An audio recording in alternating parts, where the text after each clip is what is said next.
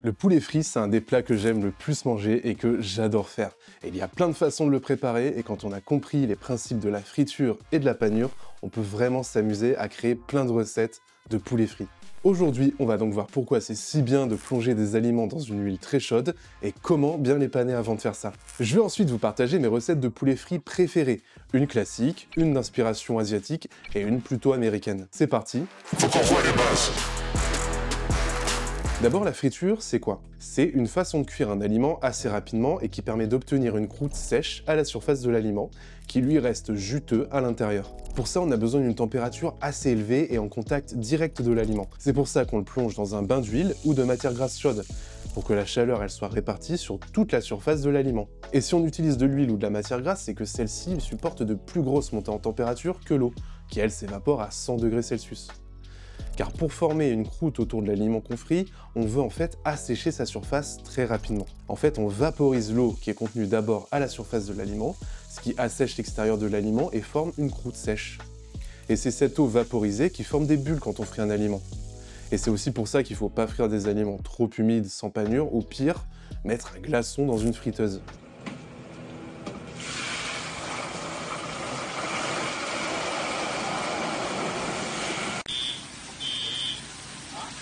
Puis progressivement, c'est l'eau qui est à l'intérieur de l'aliment qui est vaporisée. Et cette eau, elle se vaporise donc à l'intérieur de l'aliment, et ça crée une surpression, parce que la vapeur qui est coincée à l'intérieur, elle veut juste partir de l'aliment. Et c'est cette surpression qui empêche en fait l'huile de pénétrer au cœur de l'aliment.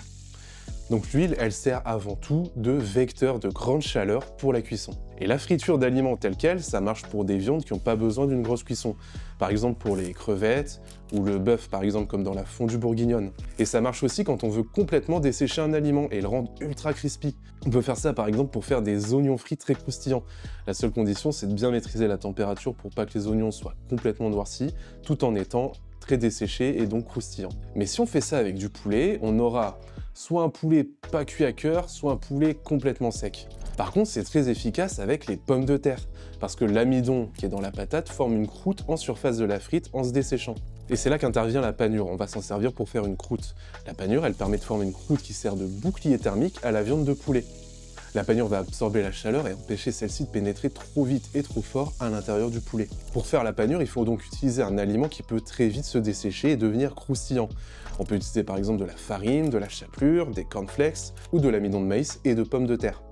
C'est d'ailleurs comme ça que la frite forme naturellement une croûte. L'amidon constitutif de la pomme de terre cuit rapidement, et comme c'est un sucre, il caramélise sous l'action des grosses chaleurs. Il devient alors dur et se colore. J'ai d'ailleurs parlé de la pomme de terre dans ma dernière vidéo, vous pouvez aller la voir juste après celle-ci. La panure permet donc de pouvoir frire plus longtemps un aliment en empêchant son eau de se vaporiser trop vite. On obtient alors un extérieur croustillant et un poulet juteux à souhait. Et c'est important que la panure recouvre bien la totalité du morceau de poulet qu'on va cuire. Pour s'assurer de ça, il faut faire comme un genre de colle à panure. Alors quand on utilise de la fécule de maïs ou de pomme de terre, ça peut suffire parce que l'amidon, il a tendance à bien coller quand il chauffe.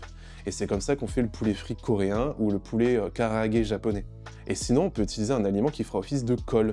Ça peut être du buttermilk, le fameux babber comme dans le poulet frit à l'américaine, ou l'œuf dans la très classique panure à l'anglaise. Alors ouais, la panure à l'anglaise, c'est un grand classique de la cuisine. Et pour la faire, on trempe l'aliment d'abord dans la farine, puis dans les œufs battus assaisonnés, puis dans une chapelure assez fine.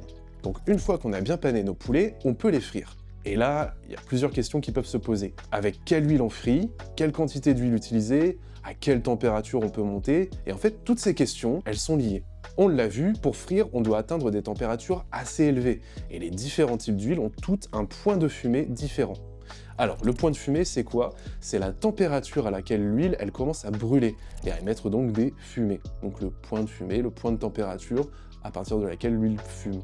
Et quand on atteint ce point, l'huile, elle commence à sentir vraiment mauvais et elle dégage carrément en fait des composés cancérogènes. Donc le point de fumée, en fait, on doit à tout prix éviter de l'atteindre en cuisine. Et certaines huiles, comme par exemple l'huile de colza, ont un point de fumée qui est assez bas. L'huile de colza, elle a un point de fumée qui est à 107 degrés. Donc cette huile, elle ne convient donc pas du tout à la friture. On va s'en servir pour faire des vinaigrettes, même pas des cuissons.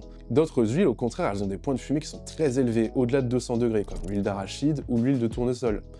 Alors si vous avez peur de vous tromper, on trouve dans le commerce des huiles spéciales friture.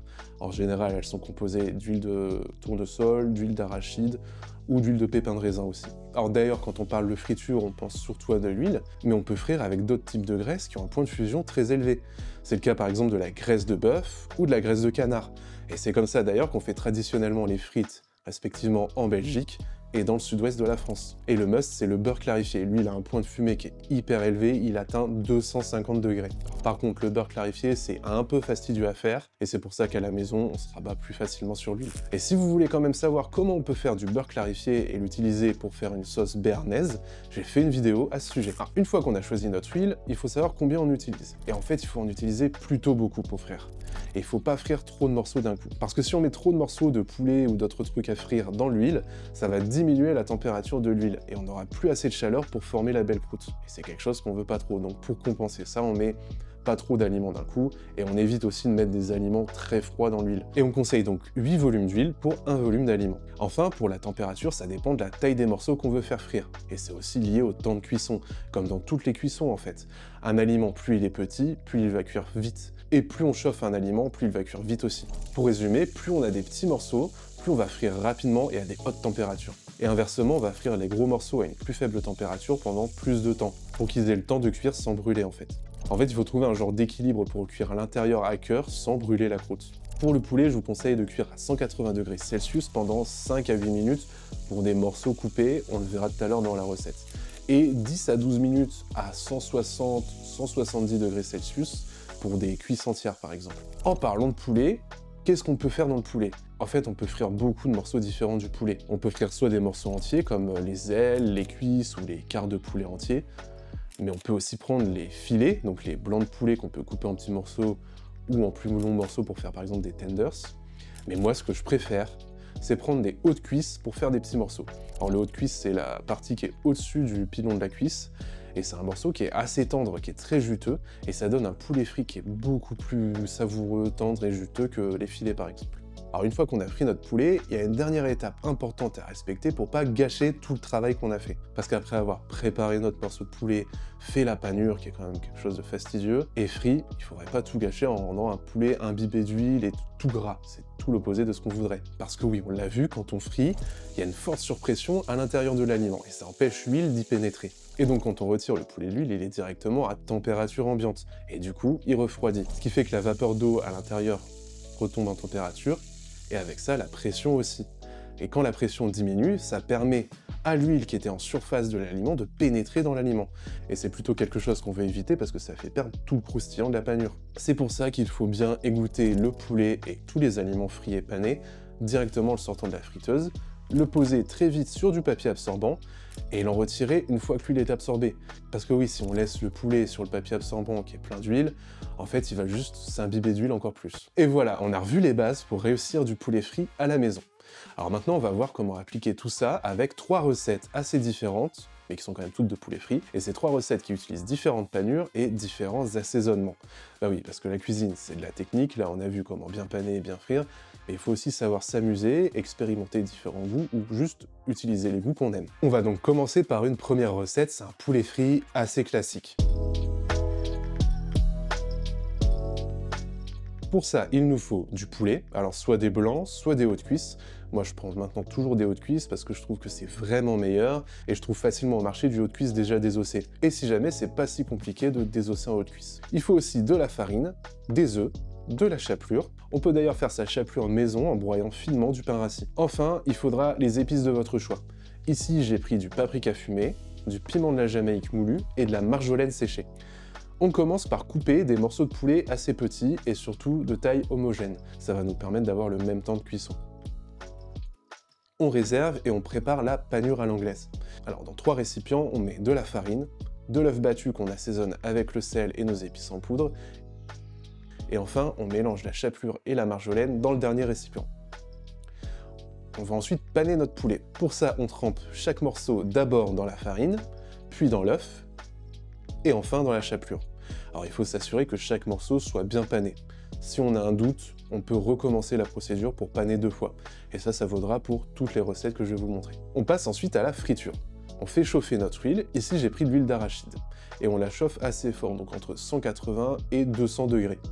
Alors si on fait ça avec une friteuse à l'ancienne, on peut vérifier avec un thermomètre de cuisson et adapter la température des plaques de cuisson au fur et à mesure. Ou mieux, utiliser une friteuse. Mais comme j'en ai pas, j'ai fait ça à l'ancienne. On va pas cuire tous les morceaux d'un coup, comme je l'ai dit tout à l'heure, sinon ça va refroidir vraiment trop fort l'huile. Et on frit les morceaux 5 à 6 minutes.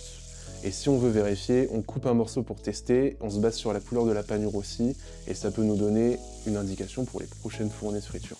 Quand les morceaux sont cuits, on pense bien à les égoutter, à éponger le gras et à mettre dans un récipient à part.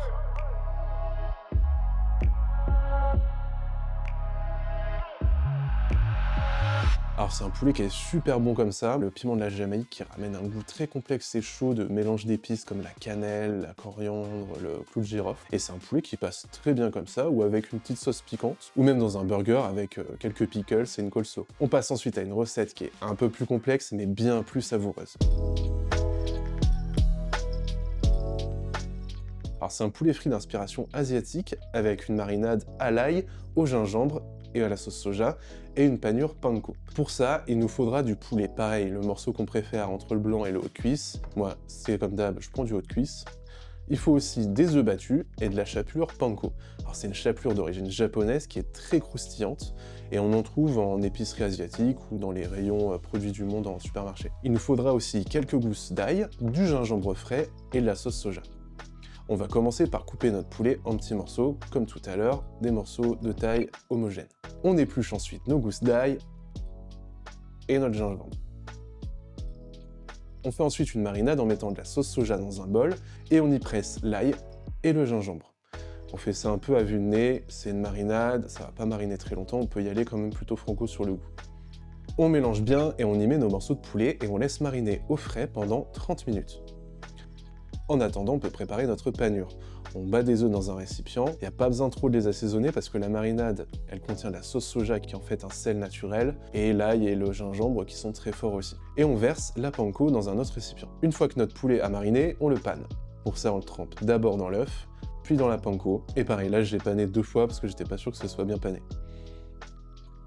On peut ensuite le frire avec la même méthode que pour le premier poulet frit.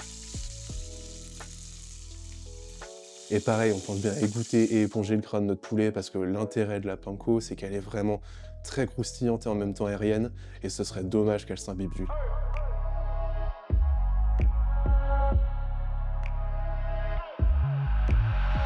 Et on obtient un poulet qui est très parfumé, la sauce soja, l'ail, le gingembre, ça lui donne un super goût. Et cette chapelure panko, elle est vraiment ultra croustillante et en même temps aérienne, c'est vraiment super. Et si on veut, on peut le pimper en nappant d'une sauce, un peu comme par exemple le poulet frit coréen, même si c'est très bon tout seul en fait. Et pour la dernière recette, on part de l'autre côté de la planète, aux États-Unis.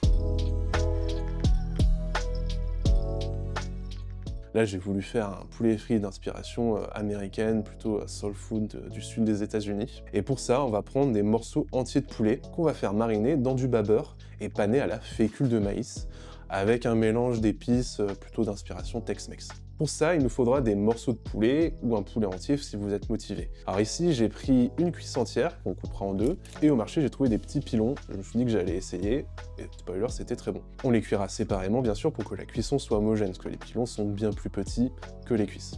Il nous faudra aussi du bas beurre. Alors chez nous, on le trouve sous le nom de lait fermenté ou de lait ribot. Il nous faudra aussi du jus de cornichon ou d'autres pickles. Alors ici, j'ai pris quelques cuillères du jus d'un pickles d'oignon rouge que j'avais déjà fait. Alors dans celui-ci, il n'y a pas que des oignons rouges, il y a aussi quelques épices et surtout de l'aneth qui apporte un goût que moi j'adore. Alors d'ailleurs, dites-moi en commentaire si vous êtes intéressé par une vidéo sur les pickles. C'est quelque chose que j'adore faire, j'en fais vraiment souvent, j'en ai toujours au frigo. Déjà, c'est super simple à faire et ça permet d'ajouter du punch à plein de plats. Et ce serait aussi l'occasion de parler du vinaigre et de pourquoi le vinaigre, ça conserve. Alors on revient aux ingrédients, il nous faudra aussi pour cette recette beaucoup d'épices. J'ai pris ici du piment de Cayenne, du paprika fumé, de l'oignon et de l'ail en poudre, du sel au céleri, de la coriandre, du cumin et de l'origan. Alors si vous n'avez pas toutes ces épices ou si vous n'avez pas envie d'en acheter autant, il existe des mélanges d'épices tout faits, par exemple des mélanges Tex-Mex ou des mélanges au poulet frit, et il nous faudra enfin de la fécule de maïs et de la farine. Alors on va commencer par préparer nos morceaux de poulet s'ils n'ont pas déjà été coupés. L'idée c'est d'avoir des morceaux de taille similaire. Là pour notre cuisse, c'est simple, on la coupe en deux au niveau de l'articulation.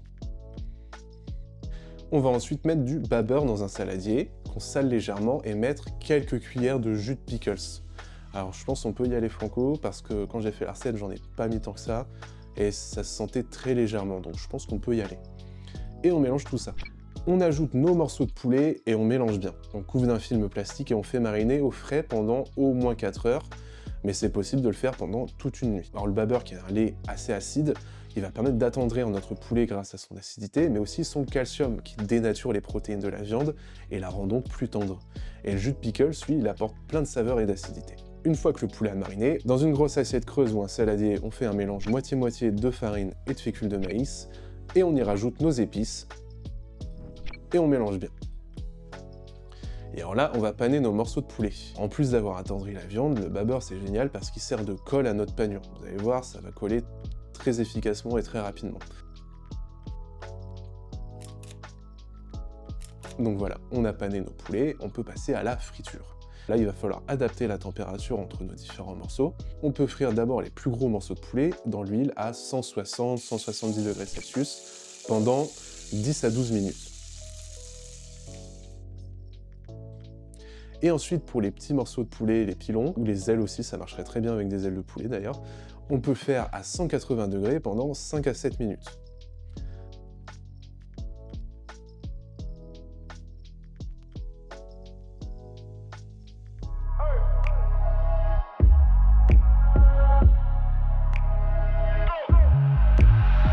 On se retrouve donc avec un poulet frit qui me fait penser moi au KFC un peu, ou aux recettes du sud des États-Unis, vraiment de la cuisine qui fait vraiment plaisir. Moi j'adore ça. Si vous aimez les poulets frits en gros morceaux comme ça, ou les wings, c'est une recette qui est vraiment super efficace. La viande elle est vraiment attendrie par le babber, et le mélange de saveurs il est super.